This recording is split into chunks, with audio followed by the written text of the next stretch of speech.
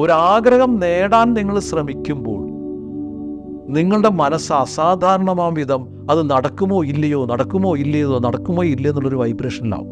ഒരു ടെൻഷൻ വരും. അതിനാണ് നമ്മൾ ടെൻഷൻ എന്ന് വിളിക്കുന്നത്. അത് വിജയിക്കുമോ, കിട്ടുമോ, ഞാൻ മുടക്കിയ പൈസ കിട്ടുമോ, അല്ലെങ്കിൽ എനിക്കത് കിട്ടുമോ, അല്ലെങ്കിൽ എന്നെ അങ്ങനെ അയാൾ സ്നേഹിക്കുമോ, എന്നെ വെറുക്കുമോ, ഇങ്ങനെയുള്ള ഒരുപാട് ടെൻഷൻസ് നമ്മുടെ ഉള്ളിലുണ്ടാവും. വലിയ ബലം, അതായത് മനസ്സൊരു റബ്ബർ ബാൻഡ് പോലും വലിഞ്ഞിട്ട് അതും ഇതുപോലെ വൈബ്രേറ്റ് ചെയ്യും. ആഗ്രഹങ്ങളാണ് അതിന് കാരണം. ആഗ്രഹം നേടിക്കഴിയുമ്പോൾ ആ നിമിഷം വൈബ്രേഷൻ 0 ആവും. അപ്പോഴാണ് നമുക്ക് സന്തോഷം വരുന്നത്.